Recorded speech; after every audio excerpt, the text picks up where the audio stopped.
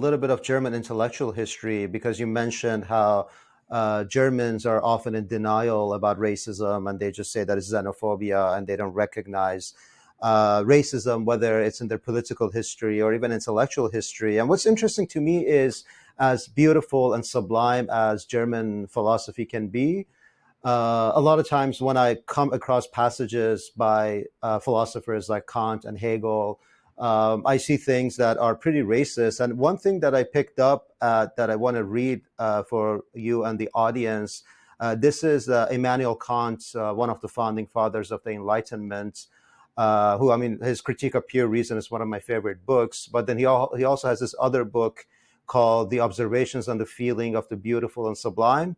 And he has a passage about Africans, and I think this is also in reference to African Americans or the African slaves that were in the Americas.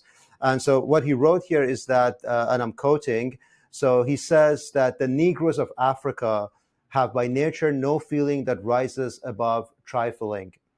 Mr. Hume, he's referring to the Scottish philosopher, Mr. Hume challenges anyone to cite a single example in which a Negro has shown talents, and asserts that among the hundreds of thousands of Black who were transported elsewhere from their countries, although many of them have been set free, still not a single one was ever found who presented anything in art or science or any other praiseworthy quality.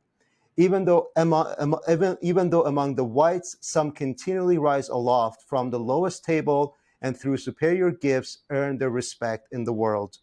So fundamental is the difference between these two races of man, and it appears to be as great in regard to mental capacities as it is in color. And then another line in the same book, he is referring to a Black person. He says, this fellow was quite black, head to foot, a clear proof that what he said was stupid. Yeah. So how do you assess these kind of statements by the great philosophers of Germany, and how do Germans view it today? You know, it's funny. Even there, he's quoting a Scottish guy, right? And Hume, and saying, like, basically saying, "Yeah, I agree with Hume." So I wouldn't say it's like a uniquely German problem. I think it's different. I mean, it's different in different cases, I should say.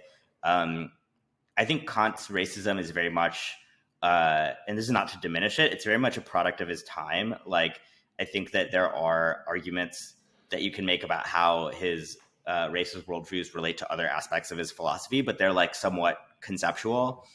I think that you see this all over the English Enlightenment too, or, you know, like John Locke arguing that that Native Americans have no right to their land as property because they're not actually using it right, and so on, right? And this is unfortunately something that you don't really find exceptions to in the philosophy of that period. Nietzsche is writing 100 years after and says basically the same things. I mean, Nietzsche, I argue, is a sort of a paradigmatic modern conservative, but he makes very similar arguments that, for example, talking about Africans specifically, saying that their capacity to endure pain is, just exponentially greater than white people and white women in particular, which is its own kind of. He sounds more 2025 the more you quote from him, to be honest with you.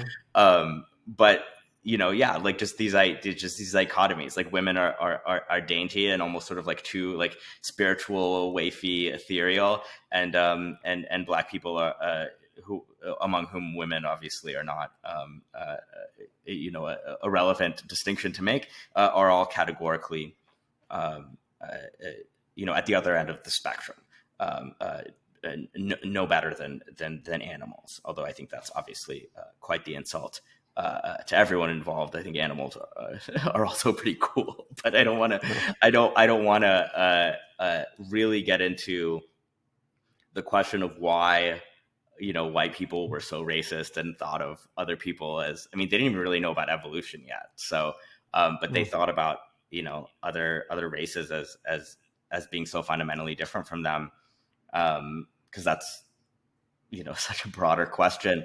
But I think that the sum total of it for us is just that as decolonial scholars, we have to look at the Enlightenment and see how the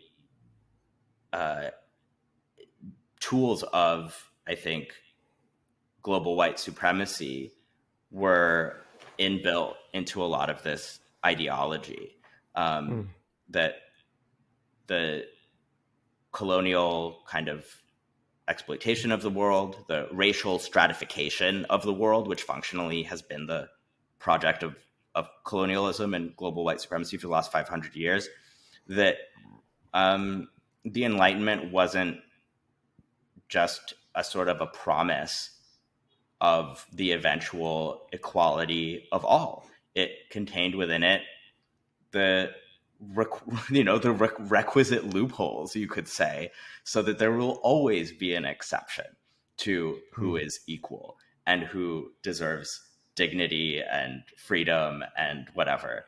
And you could say that in that way, Germans are probably a little bit less likely or less quick to be self-reflective in that critical way about their own history of racism, precisely because the idea of a continuity of racism in German culture is so much more unthinkable and uncomfortable than it is in the US context, where it's pretty much taken as a matter of fact. People sometimes on the right will deny that America is racist, but they usually say something in the next second that shows how racist they actually are. So I think that in a way, you're more likely to be able to have a sensible conversation about whether Kant or Nietzsche or anybody in that tradition is racist in the US context, where people can at least talk about race without always experiencing it and the threat of kind of taking accountability as an extinction level event. That's right. Yeah, I mean, I guess one response I have here is I understand your point that these philosophers were products of their time, so in a way their discourse reflects the ideas in civilization and barbarity and the racialized and the racist tropes that were part of European colonization, and you could say also feeds into culture. I mean, Edward Said talks about the close connection between culture and empire. So I understand that, but at the same time, I was thinking about this earlier today, where you could also transcend the dominant discourse. And I mean, if you're intellectual in the real sense of the word, you could transcend the kind of broader discourse that you're surrounded with. And so in a way, I don't want to let them off the hook so easily. It is a little bit of a cop out. I mean, if you want to talk about, I can give you a couple of examples that might satisfy you or intrigue you, actually. I mean, if we're talking about Kant, and if we take this example, right, like not everybody is capable to him, even though he says contrary things plenty of other places when he's not thinking about the full range of humanity. He likes to talk about how everyone is capable, even women, sort of like backhanded proto-feminism of thinking for themselves. And there's obviously a lot that is implicit in the idea of liberal individualism that runs contrary to revolutionary projects in general, not just decolonization or resistance to empire. So, for example, Kant's reflections on the French Revolution. This is also mirrored in some ways. This is almost Hegel's analysis, actually, of Kant, but Kant himself is very clearly responding to the French Revolution, is that rationality itself was sort of taken too far in the attempt to make everyone equal and to get rid of hierarchical traditions that we ultimately need. And Germans pride themselves on not getting rid of hierarchy and tradition when other leading European nations have been too hasty. I want to bring this to the present. but continuing the conversation about German intellectual history. So I remember there was a letter by Habermas, or a statement. So the for audience who might not know, Habermas being the German philosopher whose theory of the public sphere has been pretty influential. Actually, a And perfect segue, by the way. yeah, yeah. So he had a statement about supporting Israel, basically, and defending, Israel's right to defend itself. But in a way, that was a euphemism for the justification of Israeli occupation and ethnic cleansing. So yeah, have you read that letter? What did he say in it, and why did he defend Israel in the way he did when many intellectuals, even in the West, were opposing Israel's assault on Gaza? Yeah, I read it. I mean, it's consistent with German intellectuals, if not other, nationalities. And the basic argument is that what Israel is doing in Gaza is justified in principle because they were attacked, and so that makes it self-defense. And of course, even this kind of very simple claim is completely dependent on starting the timeline when you do. Otherwise, you might have to take into account actually why the status quo that was considered peace or considered normal provoked or led to such an outburst of anti-colonial resistance. Yeah, I mean, it's so ironic that for a scholar, Habermas doesn't have a historical consciousness here. It is as if, history started on October 7th.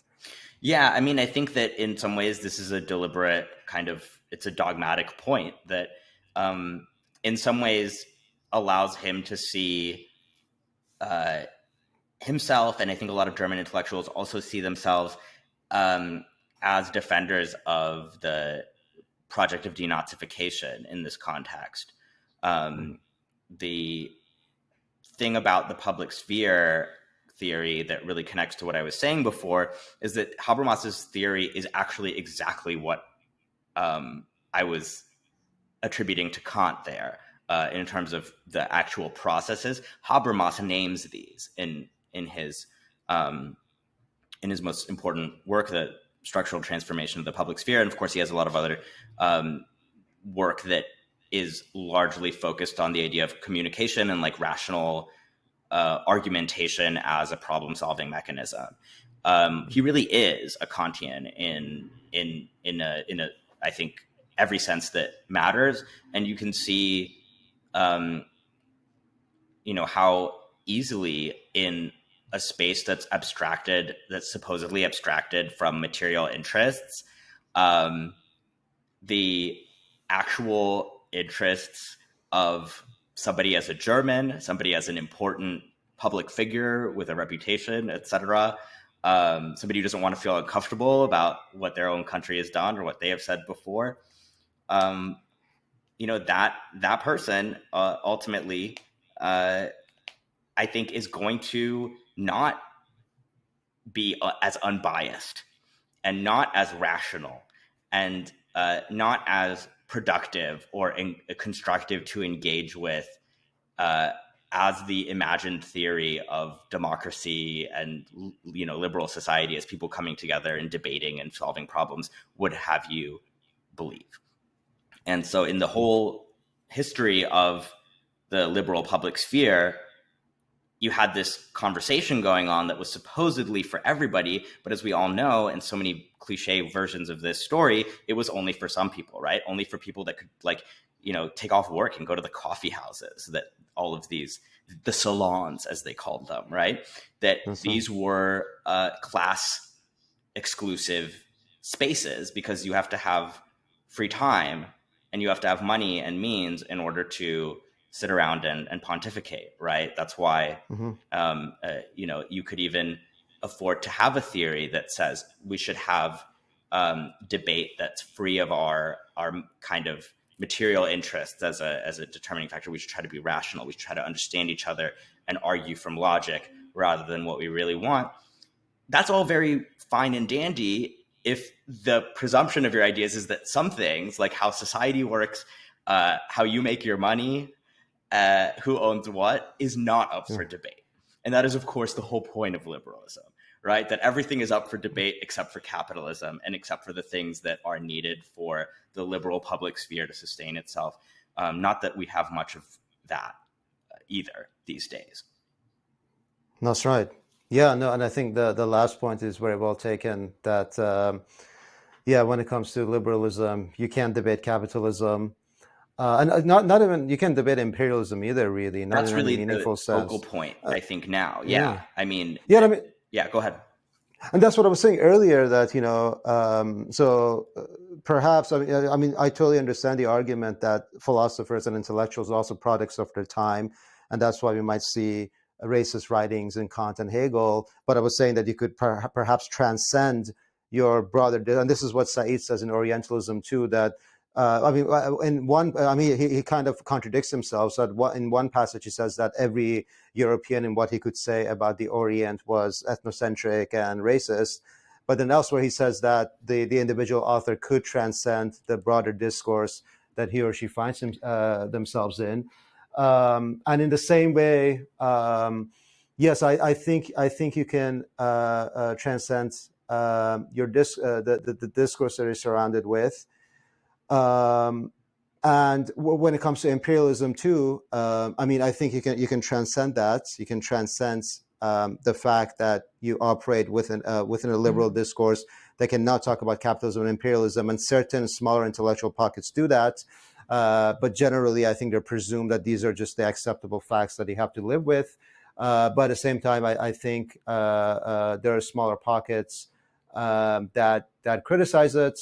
But yeah, I think your point is very well taken, that more generally speaking, these are the things that you don't really debate.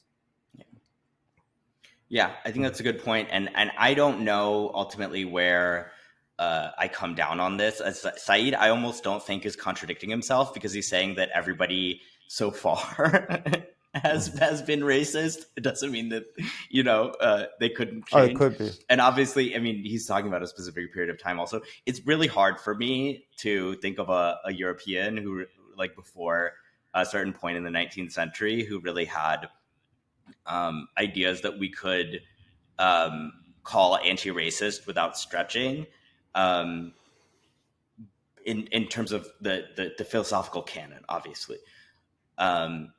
But that's part of the job of people who are, philosophers and intellectual historians, is to make the contrarian case that some reactionary crank was actually, was actually cool or whatever. Yeah. I tend to want to make the double contrarian case, and so to say, no, actually, shut up. Like, actually, no, Nietzsche. No. You wouldn't believe how many people have trouble believing that Nietzsche, of all people, was racist. And it's just like, that's what your come back and talk about that another time. That's what your book project is about, correct? To some extent, it's about the reception of Nietzsche and his racism and conservative ideology more generally in the work of prominent Nietzscheans in the German tradition. So philosophers, jurists, novelists, etc. People from Thomas Mann, Martin Heidegger, Adorno, and so on. Yeah. Just to clarify here for the audience, so we don't get the allegations that we're just like brainless folks or wokists, is that I think what we're trying to do here is that we're trying to look at, say, the racist elements in German philosophy, well, without canceling it. We're not saying that don't read German philosophy, or at least that's my position. I don't want to say that don't read German philosophy. Yeah. I mean, you're a specialty. I mean, you're a specialty German studies, so of course you're going to study it. But I'm saying for non-specialists too, my point here is not that, don't read it, don't engage with it, but rather be aware of these things and historicize it, and also try to understand that, like I'm saying, could they have transcended that broader discourse that they found themselves in? Yeah, to me, I will oftentimes find myself analyzing something and finding that it is conservative without necessarily wanting to restrict access to it or discourage other people from reading it. I think that Nietzsche is in some ways so Nietzsche is very pernicious, and I do think that I would probably consider him a controlled substance if I were like the minister of culture, or like I would like probably send you to like the kind of like you have to go to driving school or whatever before you get your license. I would probably want to put you in Nietzsche school for a while before you can read Thus Spoke Zarathustra. But Yeah. in a broader sense and in all seriousness, I do think that it's really important to be able to be politically critical of something, whether you consider it canceling or not, and still engage with it. Because I think that redemptive readings are at best useful half the time. And so you don't have to be a poptimist. You don't have to see the best in everything and constantly want to make the case for, oh, this thing that I study, it's actually great. I kind of, I mean, I'm in German studies. I kind of know I study the bad guys. And I don't have to view the things that I study as being the way out. I think we have enough people telling us, you know, how to subvert this or that social norm, in a post-structuralist vein, and how performance is resistance and whatever. We have enough fake answers. I think we haven't actually, especially in philosophy, where most people's careers are based on some level portraying the nuance of somebody that is arguably cancelable. I think that we have to go back and make sure we really understand what the problems are in the first place. That's right. Well, very good, Kumars. That was a very productive discussion. Really appreciate you joining us for a pretty long time. I know you're pretty busy, so I appreciate your time. And thanks for coming on the Colony Archive. Oh, it's my pleasure. It's been a hoot and a half. And I really hope we can make this happen again soon. Would love to have you back on Delete Your Account anytime. Thank you, Kumars.